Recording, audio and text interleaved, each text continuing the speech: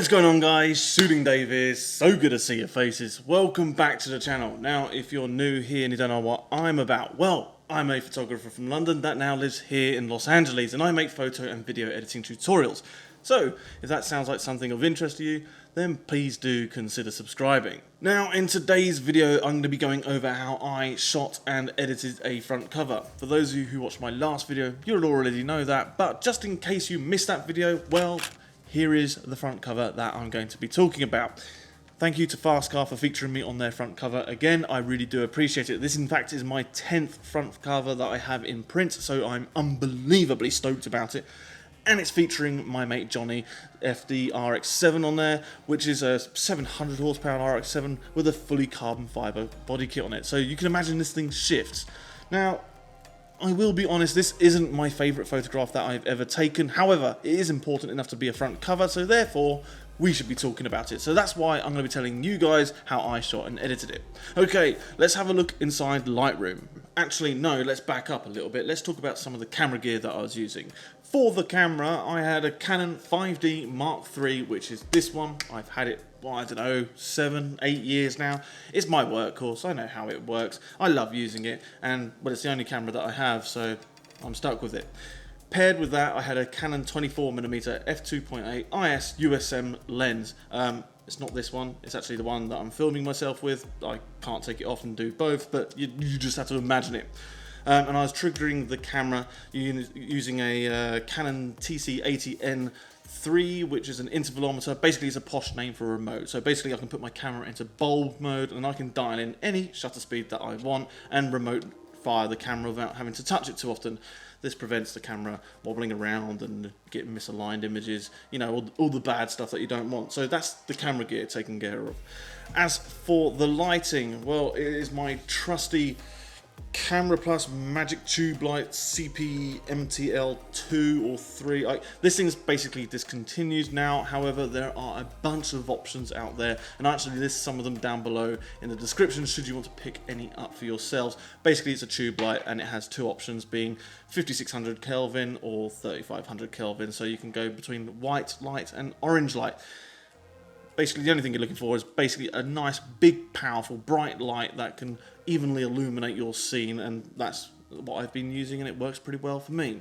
So that's the camera gear taken care of. Let's have a look at some of the settings. So for this, I was using ISO 50 at 24mm, we already spoke about that, f8 and 10 seconds. Now the reason why I arrived at those settings, if you look at this is a base exposure, so no lights have been turned on, and you can actually see there's a bit of ambient light here showing up on the hood, and a little bit on some of the canards down the side here. So that's why I dialed in those settings. You can, of course, use whatever ones you want, just make sure that they suit the environment that you're in and they're not too dark that your light won't show up, or make sure your light isn't working too hard. Okay, so this is my base exposure. Nothing very exciting going on there because there's no lighting. Next lighting layer, or rather the first lighting layer, is this one, and all I did is basically walk around the back of the car going from left to right, holding the light about, I don't know, shoulder height as we walked through the frame, and this gave me a nice illumination around the car. Now because this is a matte vinyl wrap, it's not going to provide the nicest of reflection, so I'm probably not going to use this one a whole bunch, but it's there just in case I needed it. Next part of the vehicle that I started to light was around the front, so basically I stood just in front of the camera and held the light about head height and walked backwards, holding the light in a level playing field so that I can get nice illumination over the front. Didn't really do a great job for the vinyl, but as you can see for the front splitter and these canards down here, it really did a nice job. Moving on, we then have the left hand side exposure, so this is basically holding it around waist to chest height and tilting it forward so it makes a long thin light, and basically walking from behind the camera to behind the car. And I did that exactly the same thing for the right hand side. And then we have some exposures for the lights on the vehicle, so brake lights or tail lights on with the headlights, and then a different exposure so we can get a cleaner exposure from these headlights and also these headlights up here. Those were the exposures that I basically took, so there's about 7 of them in total, and those I combined inside the Photoshop, which will be the next step. So basically what we want to do is select all of those photos, come up to the top, go to photo, editing, open as layers in Photoshop, and it will do all the hard work for you. And I'll meet you inside Photoshop and we can walk through the rest of this. Oh, actually, before we do that, the keen-eyed ones of you will have noticed that there would have been some adjustments made to some of these photos. And what I did was basically drop down the highlights and lift up the shadows a little bit. And then if we come down to the bottom here, you'll see under lens correct, oh, well, first of all, sharpening, I've taken all of that off, as well as any noise reduction. We're going to do all of that at the end. And then I also went to profile and I took off the lens correction. So basically correcting the camera and lens combination so that we get a nice, clean and non-distorted image. Once that was done, like I said before, select all of those photos, go to photo, edit in, open as layers in Photoshop, and we'll meet you inside Photoshop. And here we are inside of Photoshop. It looks largely the same as it did in Lightroom, and that's because, well, we haven't started putting this image together first. How I like to do this is I like to work on the background first of all. So we took that base exposure in, we put some adjustments on there, so basically taking the hue and saturation out of this. I took a lot of the saturation out because there's a lot of color noise going on up here in the background and down here in the floor, and I didn't really like any of that. So do that. Set that layer set to normal. Then we have the lights layer. So this one is set to normal, and basically I just grabbed it in from the background to the foreground. So if we look at this, it's got a layer mask on it. Anything in white is where it shows up. Anything in black is where it doesn't. On top of that, a little bit of a curves correction. So in here, just basically bringing up the overall exposure so we have a lot of illumination to work with.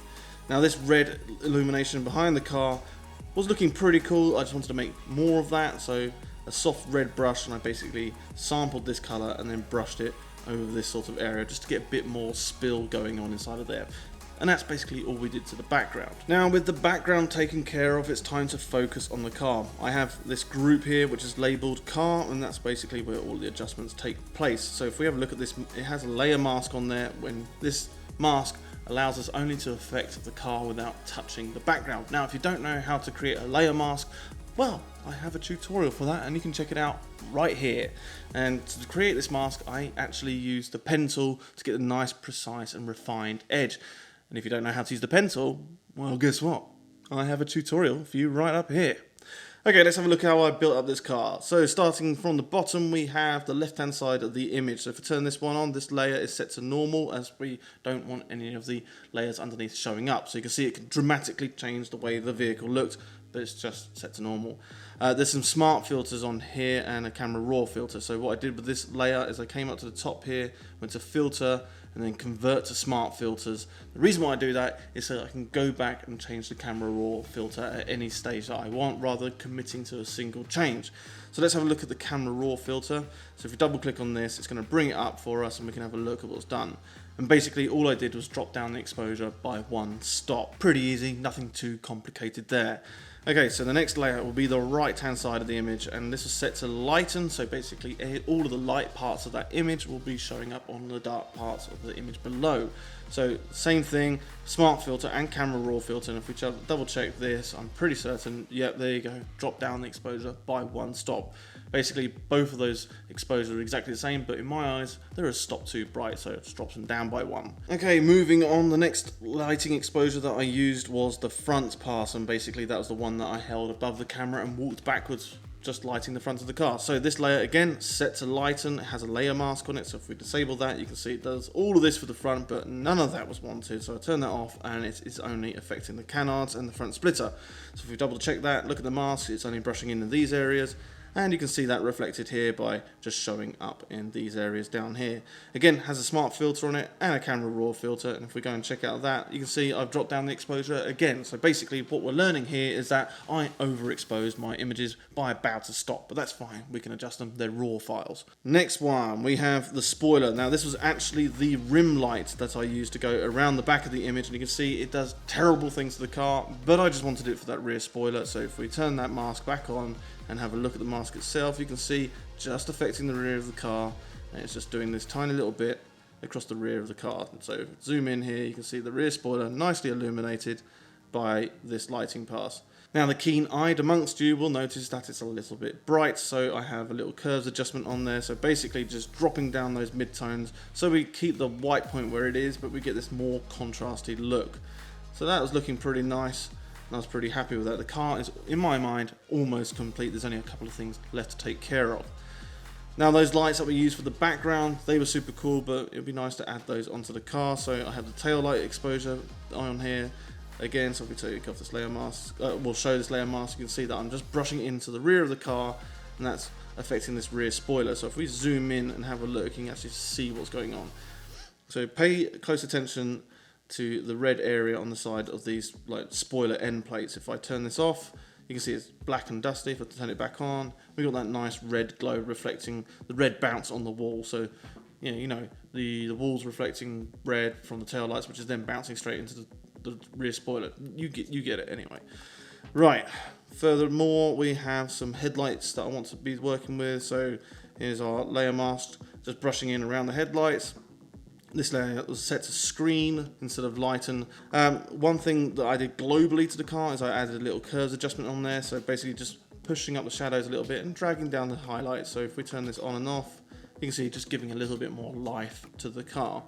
So that was the car group taken care of. So we effectively have a fully assembled image at this point. Now it is just a matter of cleanup and some final tweaks to make it looking just the way we want. And we have some cleanup to do, and this was largely around the front. So you can see we've got this horrible white spot in there that I didn't want to use, and the same on the front bumper here. That was actually from a skylight above us. I didn't really like it, so I wanted to get rid of that. Then we have another clean layer. What's this one for? Oh yeah, this one's just to shape the front vinyl, the front bumper a little bit more, just to make it look a bit more angular, and I felt like this one was looking a little too bulbous, so that was just a little clean layer on there. Now if you want to know how I did those, basically it's a mixture of using the clone stamp tool and sampling the areas around it. The healing tool, which is basically the same as a clone stamp, but it blends it a little bit nicer in those surrounding areas. And for any area that I couldn't get looking the way I wanted to, I used a soft brush with a very small opacity and basically sampled any of the blue vinyl wrap around the area and just brushed it over lightly to give it a nice smooth look. So at this point, minus the final grade, this is where I called the image done, and I actually sent it over to my editor. Now, I did tell the editor, if you've got any comments or questions or any feedback for me, do let me know and I'll implement them into this. And he actually came back with a couple of requests wanting to pull out some more details for the car. Considering this is going on a front cover, it has to be a little bit more over the top, shall we say. So let's have a look at what we've got here. We've got a new group here. Again, this is just on the car. So if we roll all of this back, we have this layer down here. So this one, again, set to lighten, and this is what the full exposure would have been doing, but it's awful essentially. And I only wanted it to affect just this area up here. So bringing some more light onto the interior. So if we zoom in nice and close and turn this layer on and off, you can see we're getting a bit more shape down the side of the car and a bit more life inside the interior as well, which is nice. And basically the reverse for this one as well. So we're getting some more light on that interior. And then I think I have another pass for the front, which if we brush this one in, yeah, basically just lightening up the interior so we get much more detail. And it's also picking up these carbon fiber like little end plates up here as well nicely. If we pull back a little bit, that's already starting to look a little bit nicer. There was some finer details that we wanted to bring in. So if you look at these vents, they're actually like gloss black and they kind of get lost here. We're not really seeing what's going on. So from a distance, it's kind of hard to see what is actually happening there. So what I did is I basically pulled out those details. Now I kind of cheated by doing this. I used a very small brush and I had it set to white and a very like soft edge on it, so a nice high feather number. And what I did is use the pen tool and basically just pathed around the edge and then stroked that path using the brush tool, and that gave a nice little highlight to that edge.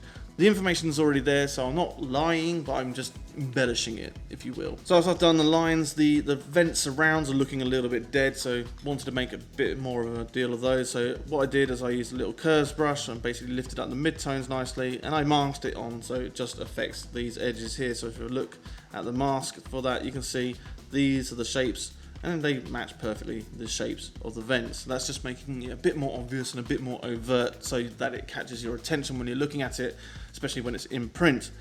One other thing is the interior was still a little bit dead, so I wanted to brighten that up a little bit more. So just another curves adjustment here, holding the midtones where they are, but pushing those highlights a little bit further so they look nice and bright and punchy. And I do believe that is all the work that I did inside of Photoshop, and I think the rest of the image was finished inside of Lightroom, so I'll hop back into that and I'll show you how I finished off this image. Okay, so once I saved it in Photoshop, this is how it came back into Lightroom, and this is after all the adjustments. So before, after, before, after.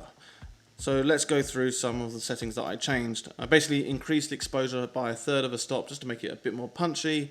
I recovered some of the highlights to make sure that none of them are blowing, and I increased the shadows to make sure that we can print all the information that's on the paper, and then basically went to town correcting the whites and the blacks. So if we press J on the keyboard, you can actually see there is a couple of red areas here, and basically anything in red won't get printed. It's gone beyond white, so the most information we can print there is just pure white. And then if you look around the car, there isn't any areas where there's pure black. Now, if anything comes up as blue on the image, that means it's gone beyond black and you cannot print any information there.